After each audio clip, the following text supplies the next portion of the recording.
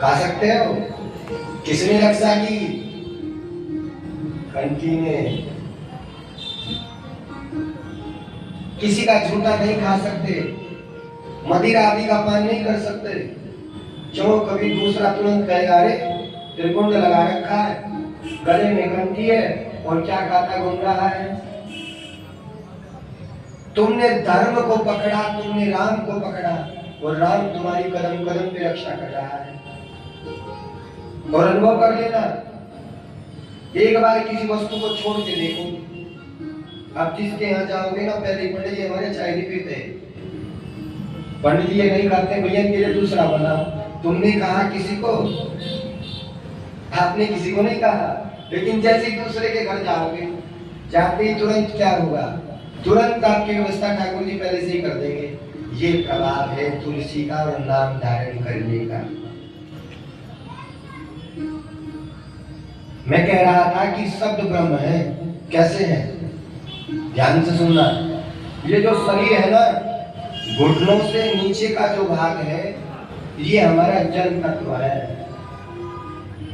आपने देखा होगा हमारे यहाँ की जो बाईपास सर्जरी होती है किसी की, कहाँ से जाती है? नस पैर से जाती है।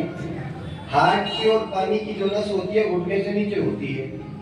हमारा जल तत्व जो है वो घुटने से नीचे है। इतने मोटे मोटे पैर देखे किसी के? क्या होता है? इनमें पानी भरा है। अगर व्यक्ति चल नहीं पाता है तो समझ लो जल तत्व गड़बड़ है। इसलिए आयुर्वेद में कहा है कि जो जीव खड़ा होकर पानी पीता है उसके घुटनों में दर्द रहता है। अब यहाँ से ऊपर चले, घुटने से ऊपर और हमारे कटिबंध से नीचे, कमर से नीचे, ये हमारा पृथ्वी तत्व है। और पृथ्वी तत्व, अगर व्यक्ति को पृथ्वी पर नहीं बैठ पाता, समझ लेना पृथ्वी तत्व गड़बड़ है। और हमारे यहाँ से कटिबंध से ऊपर और हमारी छाती से नीचे, ये क्या है? ये अग्नि तत्व है।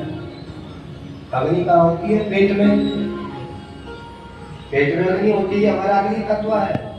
अगर व्यक्ति का पेट में तेजाबादी बनता है, समझ लो अग्नि का पित्त गड़बड़ है।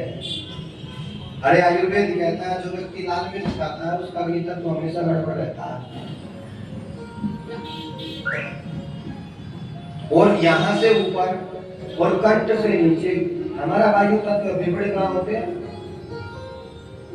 यही होते हैं। हमारे तो यही, आपको पता नहीं कहाँ है। यहाँ पर फेफड़े होते हैं, इसलिए